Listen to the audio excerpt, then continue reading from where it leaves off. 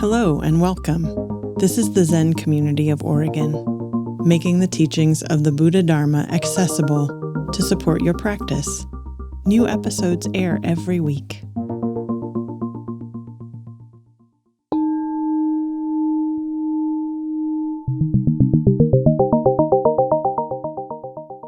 I think I'm going to start. Well, good evening, everybody. Thank you for being here.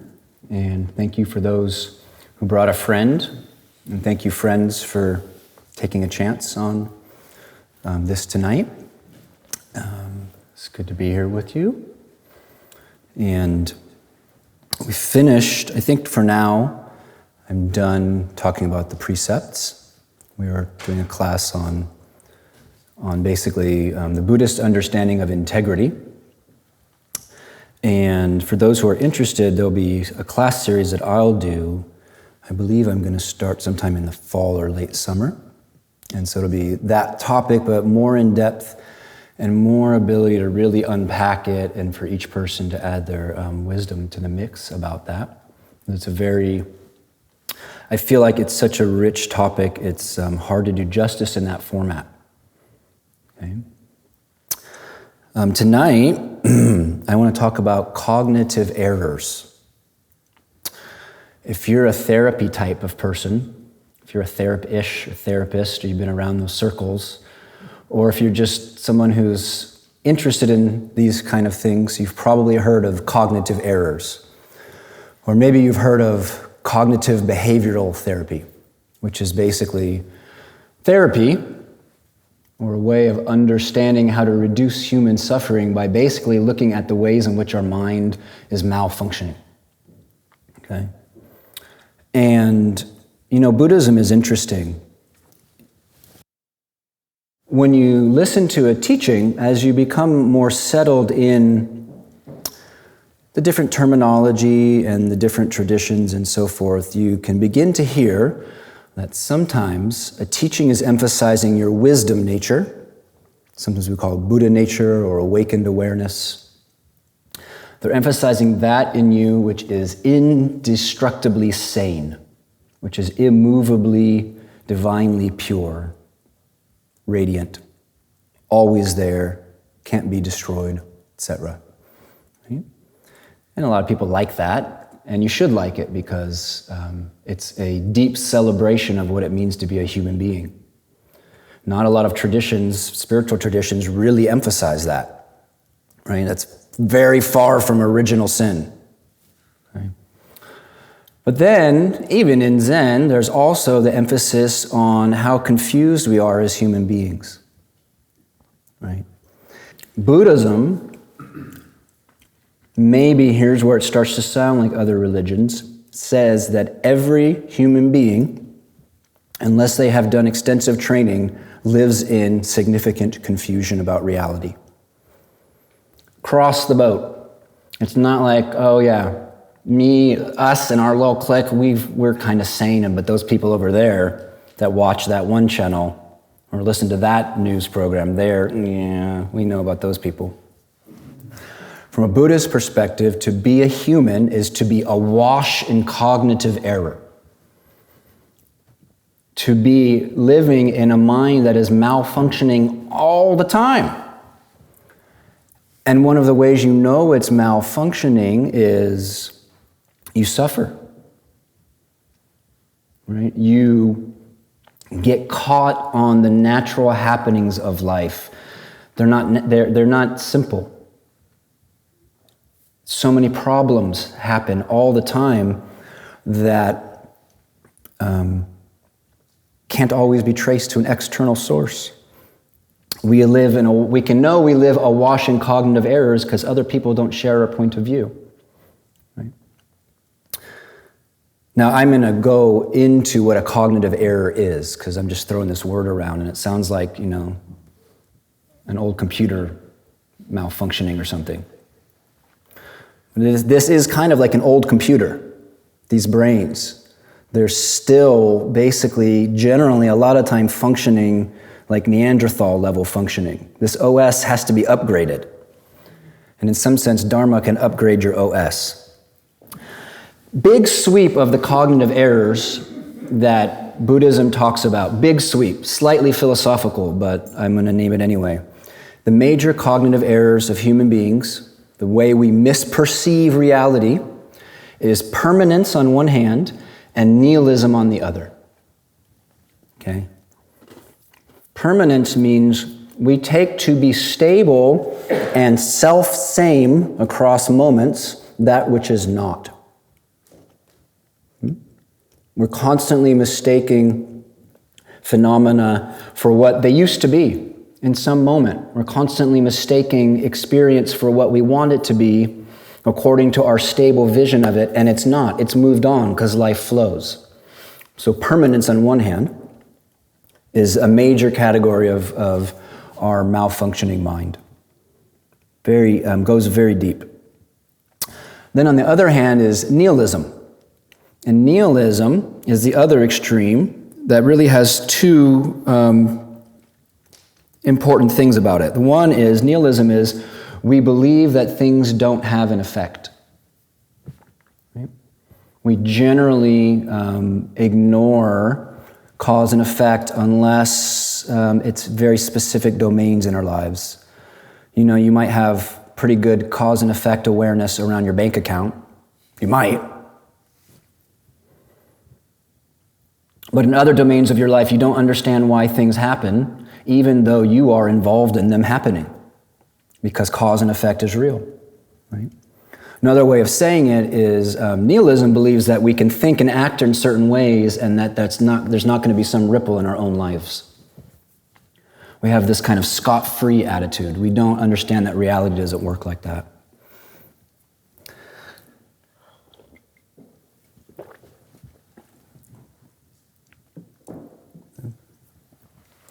So, how do you implement? How is this implemented before I get to the specific cognitive errors? First of all, as far as permanence, we take our self-image, which is a virtual self. It's not a real self. It's a virtual self that is a conglomeration of images and perceptions and memories and reflections from other people, and we believe it's stable and true. Right? That's called the delusion of self, the cognitive error of believing my virtual self is an actual real thing that's not virtual. Okay? There's a guy, has anyone read Thomas Metzinger? I highly recommend reading some people like that. Metzinger wrote a book called The Reality Tunnel. That's very good. Basically, I always get confused. Is it neuroscience or neurobiology, or do they all agree? I think they all agree on this. Basically, the brain generates a simulation of an abiding center with identity. It's a simulation. That's what the scientists are saying. Buddhism has known that for a long time. When we don't know that, we suffer, a particular kind of suffering.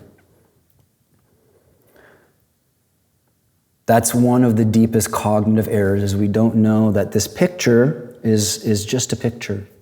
And our picture of other people and other things in the world is actually just a picture. Sometimes that picture is pretty close to reality, sometimes it's pretty far.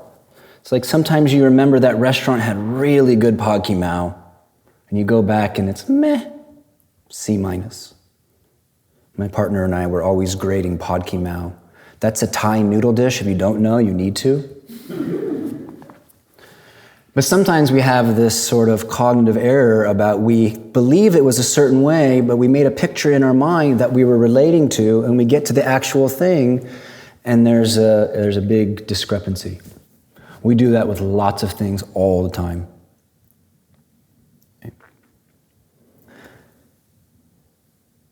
So then the cognitive errors I'm going to talk about, really, they flow down from those larger categories of what Buddhism might call the roots of illusion that we live in.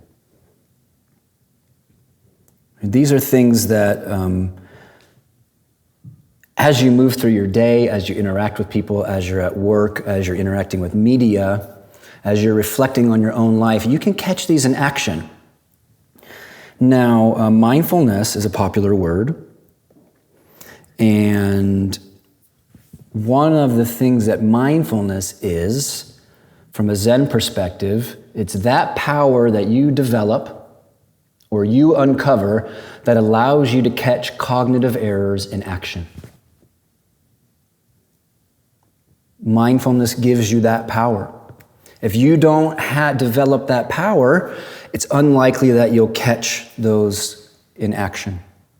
Someone might tell you about them, but you won't observe them in your own mind stream, and therefore it doesn't really impact you, right? I've never gone on TikTok, but lots of people say, oh, there's so much good therapy advice, and someone told me today some great coach on TikTok, and I just have to believe them. Might be a cognitive error. And a lot of what people are doing is they're telling you about these things. They're telling you, oh yeah, if you think this way, wrong. If you think this way, wrong. If you go about your life this way, wrong. Don't do that. But what actually helps you is when you are in action and your power of mindfulness that you have developed catches the thing happening. And then you go, oh, there it is. That's when it starts to become liberating. That's how what we do in a hall like this, or what you do at home, has an afterglow that leads to more happiness in your life. It's the afterglow of presence of mind that catches the cognitive errors. So I'm going to talk about the cognitive errors, but basically, what do you do with them if you notice them? First of all, you recognize a cognitive error as a cognitive error. Shorthand for that in Zen is a delusion.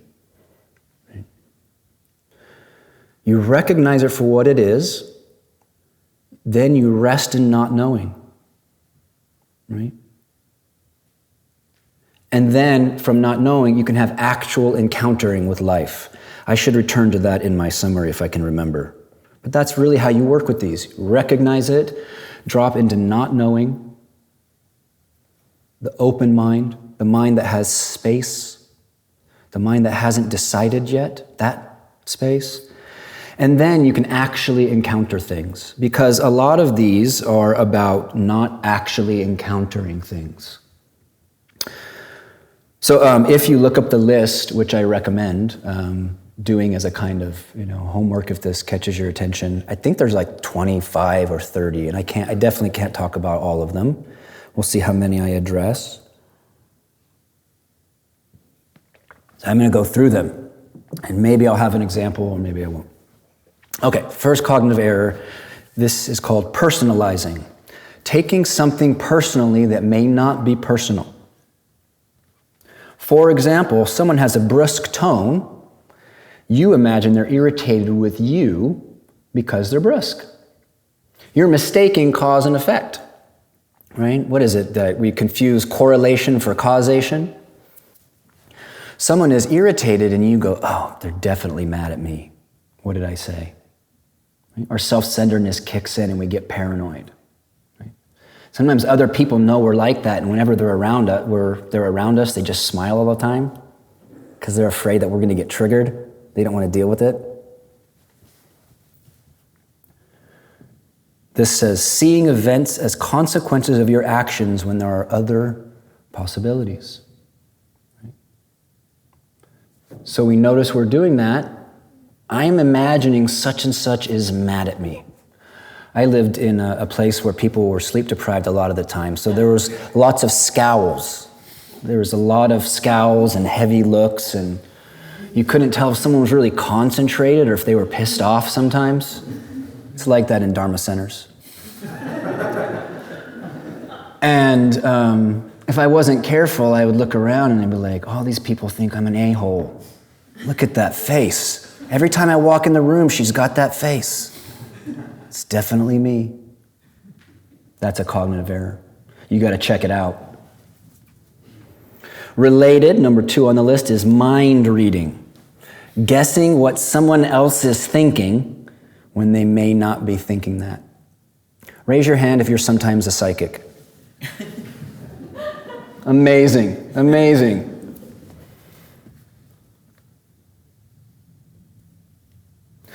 I, at this point, have made the habit that if I begin imagining what someone else is thinking, I really am like, no, I have no idea.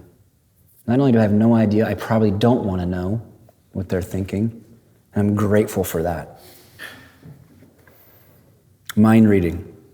Number 3, negative predictions. Overestimating the likelihood that an action will have a negative outcome. Now, an interesting thing about mindfulness, when the Buddha taught it, the Buddha taught that there are really 4 facets of mindfulness. And one of them that's not talked about so often is your basic feeling state. Right? If you don't know what your basic feeling state is, then you often don't understand why your mind is doing what it's doing. For example, if you make negative predictions about an action, if you have pessimism, often that's because you have a basic negative feeling tone and your thoughts rise out of that basis, or they're colored by that basis. And you wonder why you always think those kinds of, why people are like, you're always pessimistic. And if you get close, it's because you just feel kind of negative. So to work with that, it's more than just suspending the outcome. That's important. You've got to drop down and begin to attend to your basic mood. Just to hang out at that. It's almost, it's visceral, it's vibratory. Right? But when pessimism, which I think is a good equivalent of negative predictions, is operating without mindfulness, we just think it's true. We just think it's true, and sometimes it's self-fulfilling, right? The next one is related, underestimating your coping ability, underestimating your ability to cope with negative events. Your mind sells you short. Your mind underestimates your capacity. From a Zen perspective, we could say that actually your mind never knows your Buddha nature. Very hard to convince your cognitive mind of your wisdom nature. It seems to be able to doubt it for a very, very long time in the practice. Jogen Sensei, who's one of our important teachers, he was talking about this reality, and he said, an enlightened person and a deluded person live in the same boat, or share the same boat.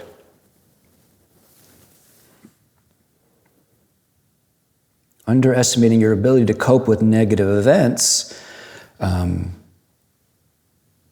partially because we don't trust that place of spontaneous response that we call Buddha nature.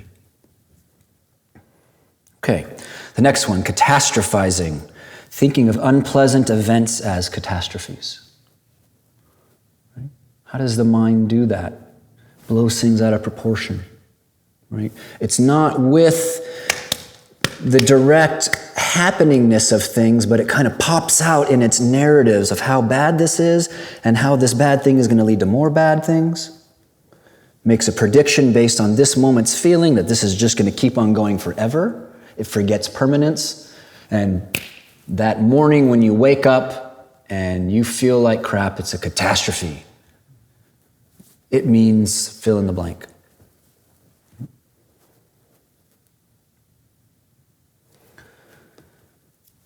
Number 6, biased attention towards signs of social rejection and lack of attention to signs of social acceptance.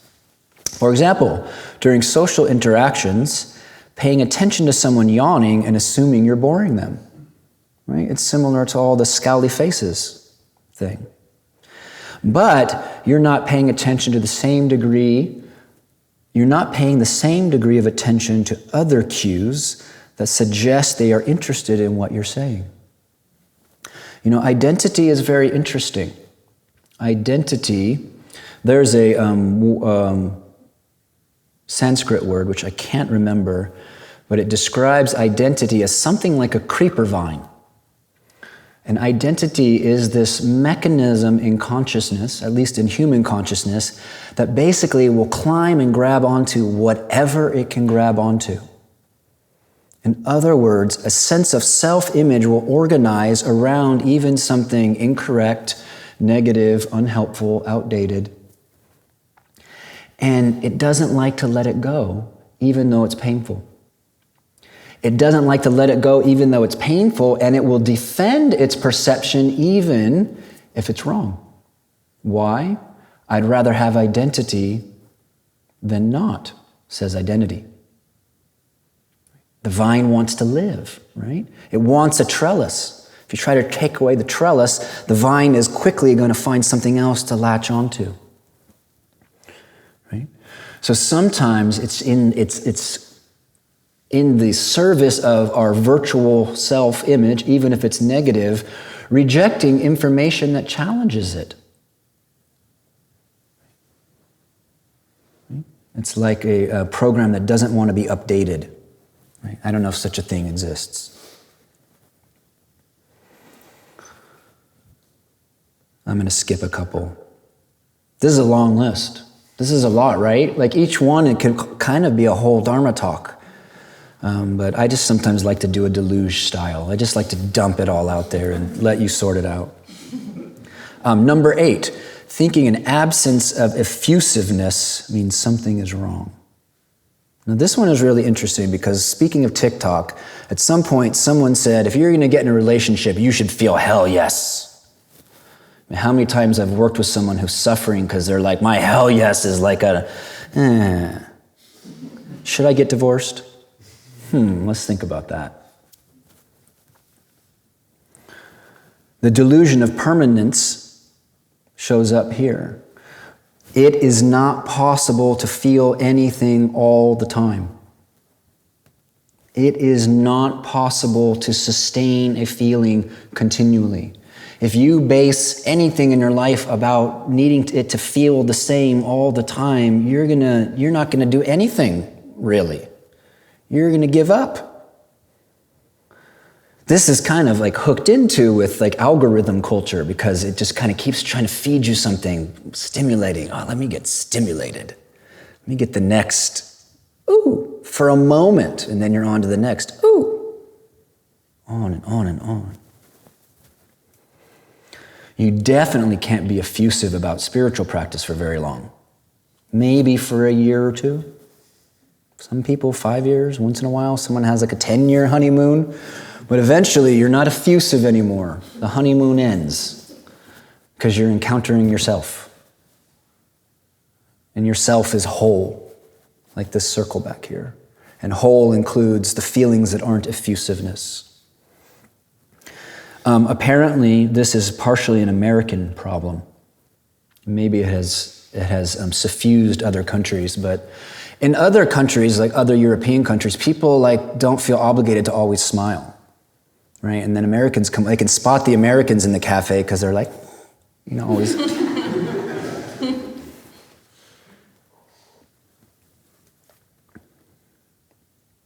The line here says, believing an absence of a smiley face in an email means someone is mad at you. That's a cognitive error. Okay, number 9, unrelenting standards. You're impermanent. Number 10, entitlement beliefs. This is interesting. Believing the same rules that apply to others should not apply to you. Right? Now, most people go, yeah, I've worked on my basic entitlement. That's not me. I remember when I was here, I thought these bibs were cool, but I didn't want the other thing that people wear. And I was like, I'm just skipping the other thing. Just give me the bib. And people are like, no, you got to go through the steps. And I didn't know I had entitlement. I was like, just give me the bib. Bring on the bib. And the cognitive error is related to the virtual self-image. We feel that we're different. Right? All of us have a little bit of feeling we're special. Sometimes I'm negatively special. Sometimes I'm positively special. Yeah, I know they need to do it, but I don't really. Just give me the bib. I don't really need to wait in line. This example says, believing you shouldn't need to do an internship, even if that is the normal path to employment in your industry. I'm concerned about convenience culture and spiritual practice.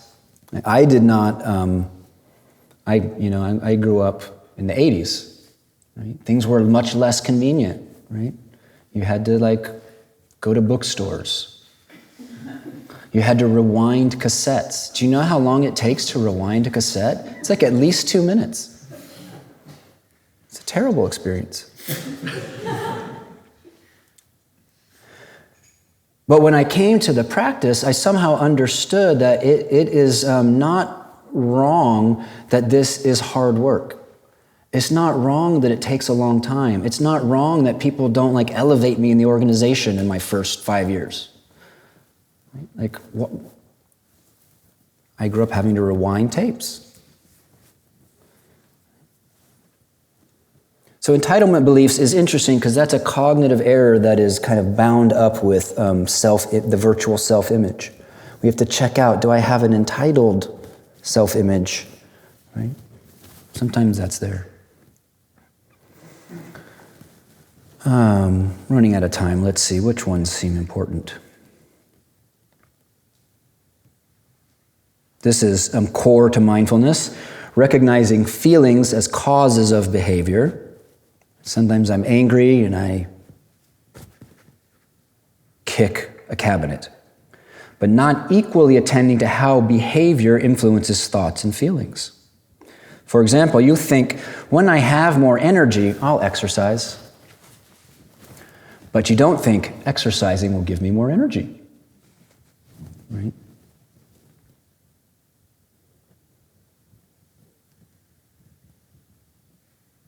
People often say, I just don't feel like practicing. I just don't feel like it. I don't feel like it. Jogen, help me, make me feel like it. Sometimes we come to our spiritual teachers, and that's what we're kind of doing. We're like, ding, please inspire me. I don't really want to do this. Will you inspire me? Sometimes you get hooked. Okay. Think about death. Think about impermanence. Think about enlightenment. Now stop. Don't think about it. And so the catch-22 is if you believe when I have more inspiration, I'll practice, you don't actually sit down in your practice and touch the font of inspiration. Right? It's like someone who plays a musical instrument. Everyone hits these points where you're like, I just don't feel like practicing. It's, Right? And that can derail you as an artist, as a creative. I don't feel like it. But when you get to a more mature stage, you just go down to your basement or whatever it is. You just sit down, right? And you move your body. And, sometimes that's where inspiration comes from. Shoulds and musts is on the list. There's a whole category called delusions. Holding a fixed false belief despite overwhelming evidence to the contrary. For example, believing global warming doesn't exist. Right? Don't want to get political here, so I'm going to move on for now. Assuming your current feelings will stay the same in the future. Permanence. The belief in permanence. Right? Number 22, I'm almost done with the list here. Cognitive labeling. For example, mentally labeling your sister's boyfriend as a loser and not being open to subsequent evidence suggesting he isn't a loser. Okay. Now, this is a big deal in Dharma. It's emphasized a lot because we believe our own horse and pony show all the time. Right? Our minds generate a perception based on many factors, and we will often relate to that perception rather than what that perception is a symbol of. And we could do that with a person for decades, based on one encounter, based on something we heard. Right? Maybe based on a past trauma, could just be one past moment. Right?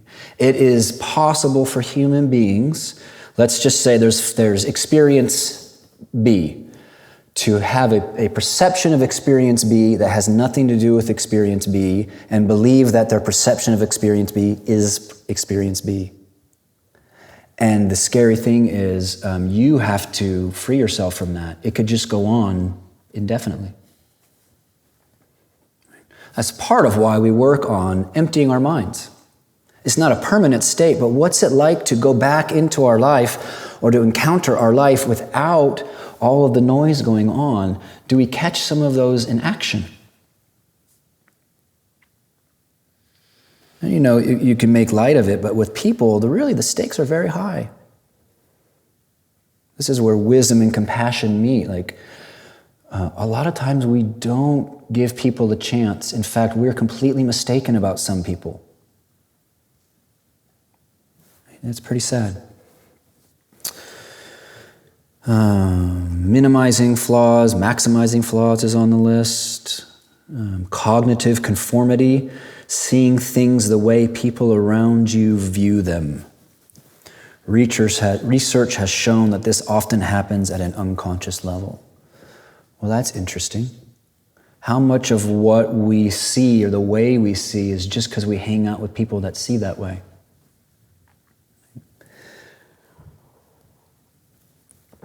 Maybe, ideally, spiritual groups are people who are working on cognitive errors.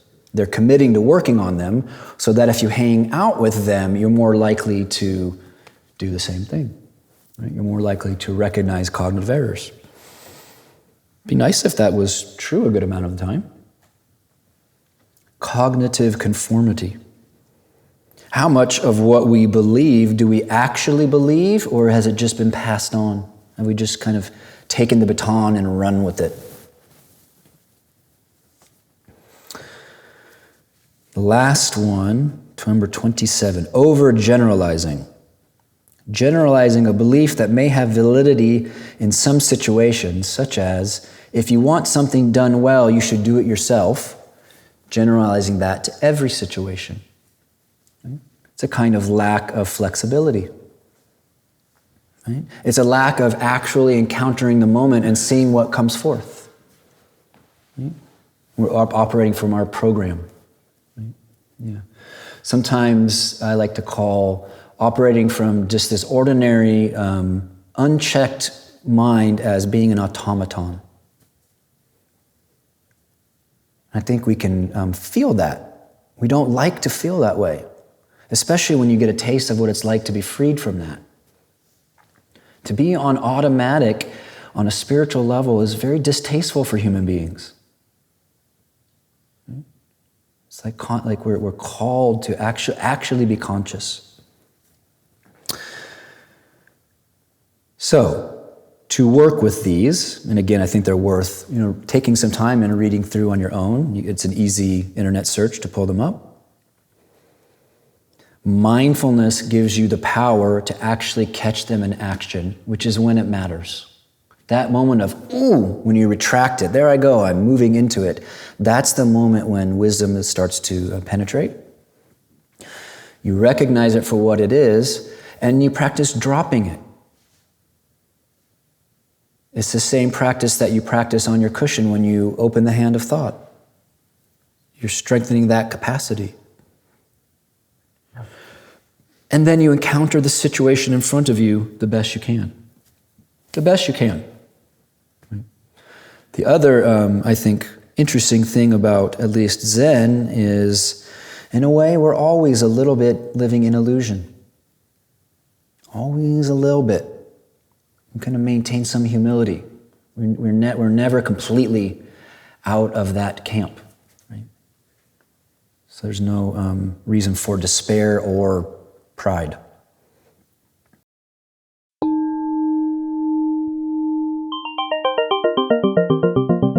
Thank you for listening to the Zen Community of Oregon podcast, and thank you for your practice. New episodes air every week. Please consider making a donation at zendust.org. Your support supports us.